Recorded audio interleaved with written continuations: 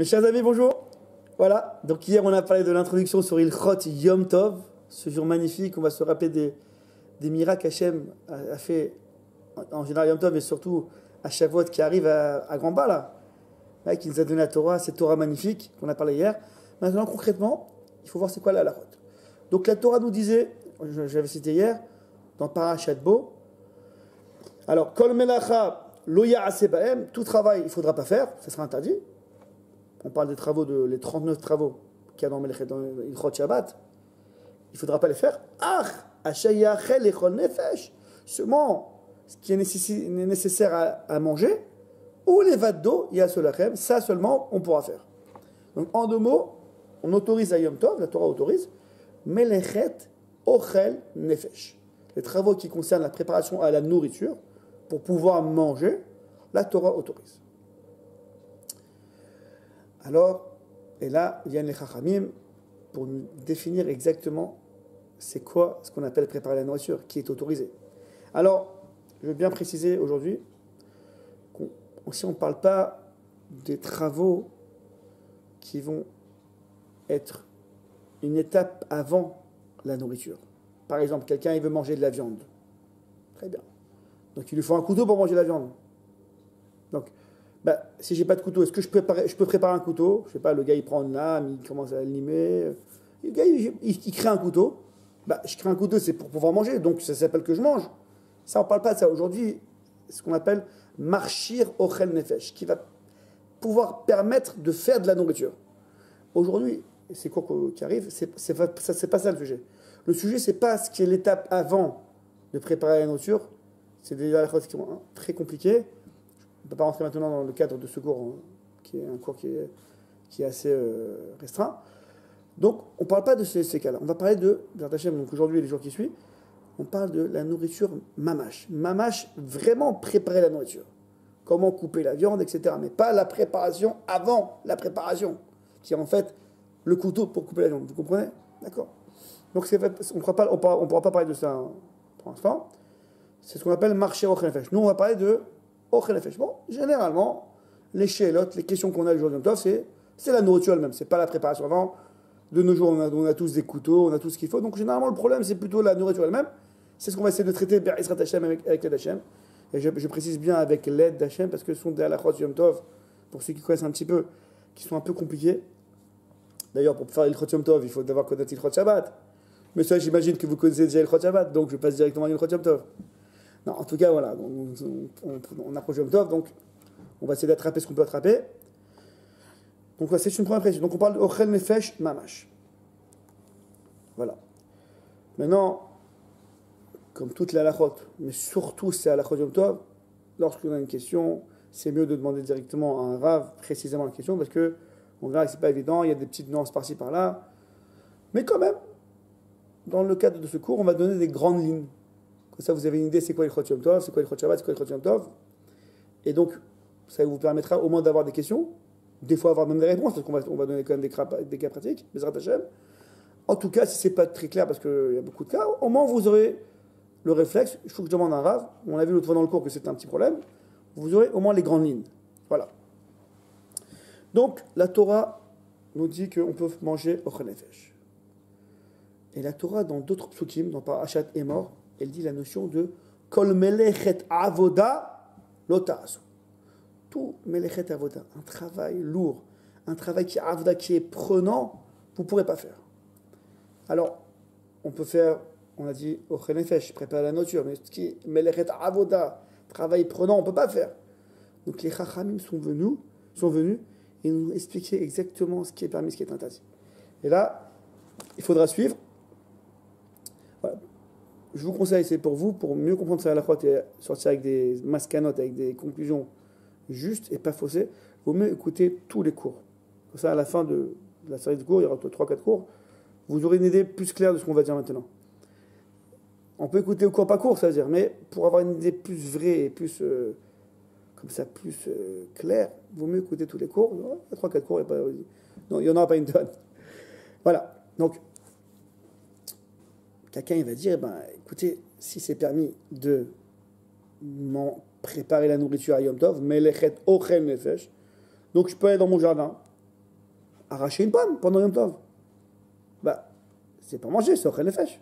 Et là, c'est pas l'étape préliminaire, c'est pas comme le cas du couteau pour couper la viande, qui est bien avant. Là, c'est directement, je coupe pour manger la pomme, quoi.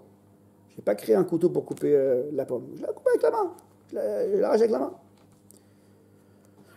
Les Chachamim nous disent, non, non, ça, la Torah, elle a interdit.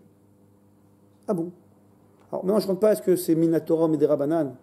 Est-ce que c'est la Torah elle-même qui interdit? Ou c'est seulement les Rabbanan, les rabbins, de manière rabbinique, qui ont interdit ça? Je ne rentre pas dans ce lien, c'est un grand lien dans les poskim. En tout cas, les Chachamim nous expliquent, est-ce que c'est eux d'eux-mêmes qui disent ce Issour, ou de la Torah, en tout cas, c'est un sujet à voir, eux-mêmes nous expliquent qu'on ne pourra pas arracher une pomme pour pouvoir manger. Ah, pourtant, c'est Ochel Nefesh, c'est pour manger. C'est pour ça que tout à l'heure, je vous ai introduit. Attention, Melechet Avoda, un travail prenant, l'otarasu. Ça, vous ne pourrez pas faire. Sous-entendu, même si c'est Ochel Nefesh, mais pas un travail qui est prenant. Alors, c'est quoi un travail prenant? Tous les travaux qui sont généralement faits dans le champ, récolter, moissonner, vendanger, etc., ce sont des travaux qui sont de manière massive. On fait ça avec, on fait beaucoup en même temps. On va pas, c'est pas l'habitude d'aller récolter dans son jardin une pomme par une pomme. Je récolte une pomme, je vais la manger à la maison, une deuxième pomme. C'est pas ça l'habitude. Il y a un moment X dans l'année qu'on considère qu'il faut commencer à récolter les pommes, et ce jour-là, donc on récolte toutes les pommes. Donc il y a ici deux notions. La première chose, ça se fait généralement en masse, beaucoup à la fois, et c'est pas pour le jour même. On ramasse toutes les pommes pour tous les jours à venir.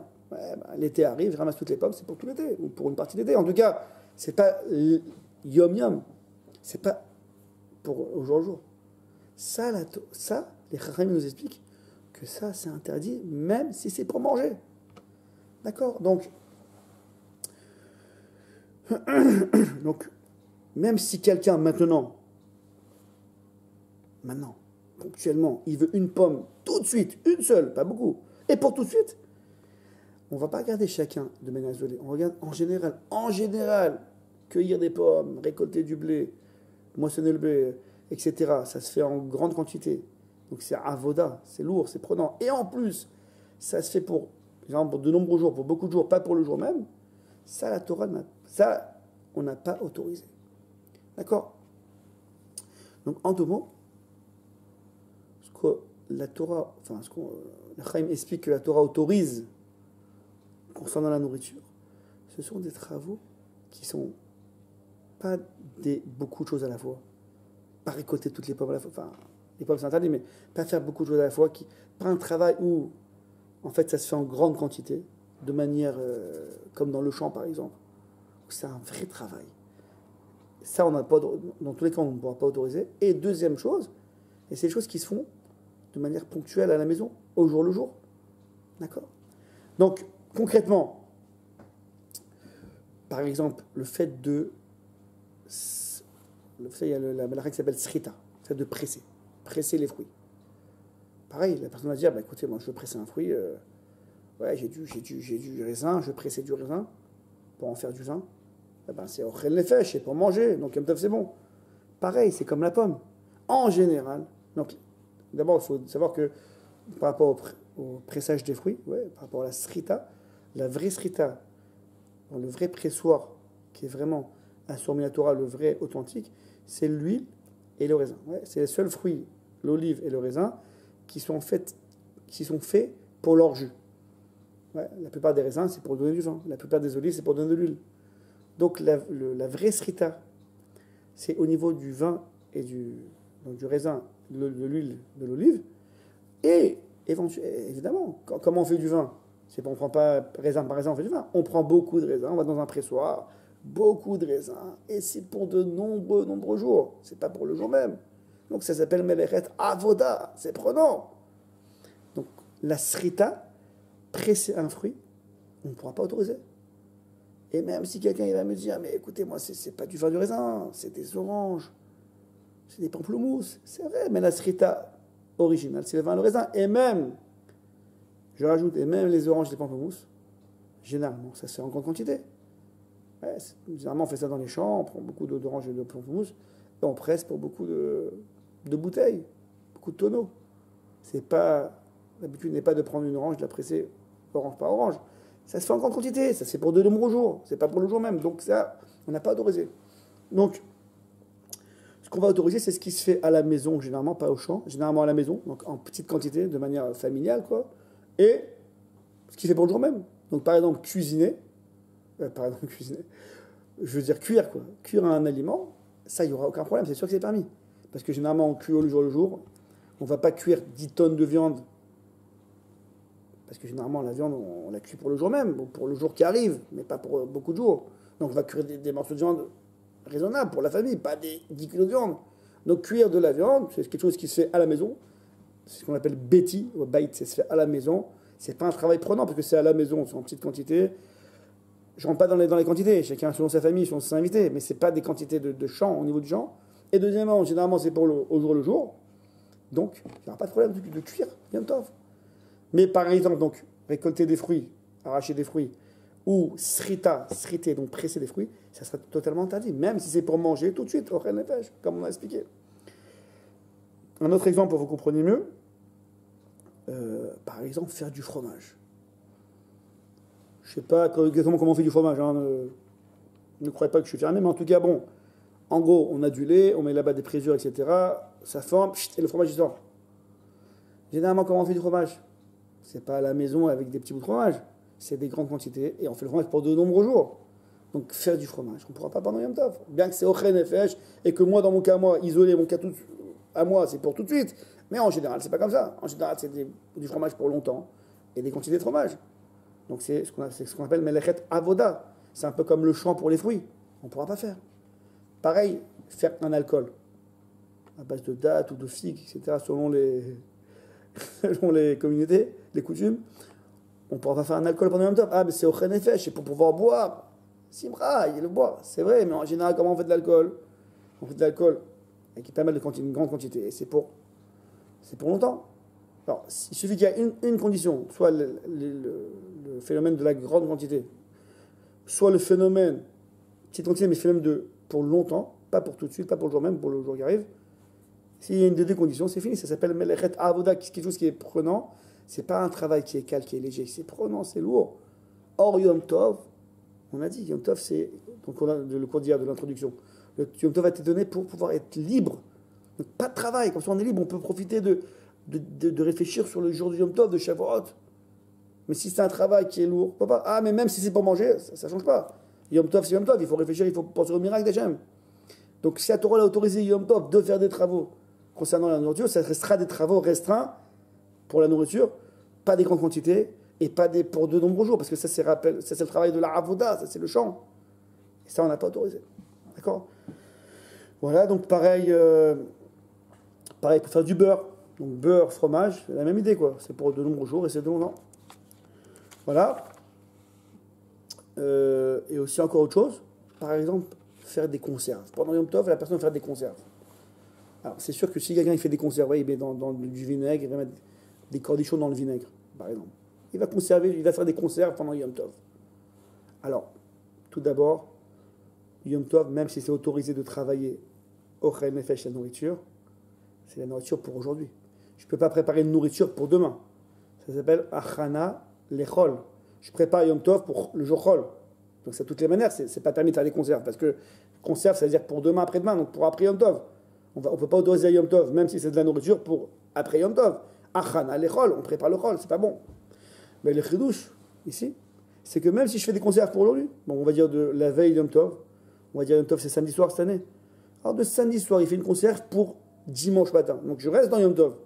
Je ne suis pas Chol, ça reste pour Yom Tov. Mais quand même, je ne pourrais pas faire des conserves. Pourquoi?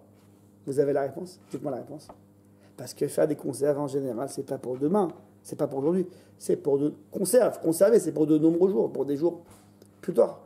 Donc, or, on a dit que faire des conserves, on a dit que faire pour des choses pour des nombreux jours, c'est interdit, c'est Melechet Avoda. Donc, mettre des concombres, des cornichons dans du vinaigre pour les conserver, je ne pourrais pas, parce que ça s'appelle Melechet Avoda. Voilà, mes chers amis. Donc, aujourd'hui, c'était le premier cours, enfin le deuxième de la série, mais le premier qui parle vraiment des halachot. Aujourd'hui, on a vu ce qui était interdit, bien que c'est Ochel Nefesh, Mais comme c'est melechet avoda, c'est un travail prenant, soit par la quantité, soit par le, parce que c'est pour longtemps, c'est pas pour tout de suite, c'est quelque chose de cavette, de lourd. Ça, la Torah n'a pas permis. Donc on verra demain, à partir de demain, Bezrat Hashem, que ce que la Torah, ce que les Chachamim ont oui autorisé, ce qui est de manière à la maison, petite quantité raisonnable, et pour le jour même. Voilà ce qui se fait de manière comme cuire par exemple, on verra demain, Bezrat Hashem, en plus en détail. Passez une bonne journée. Hatzlacha Rabba.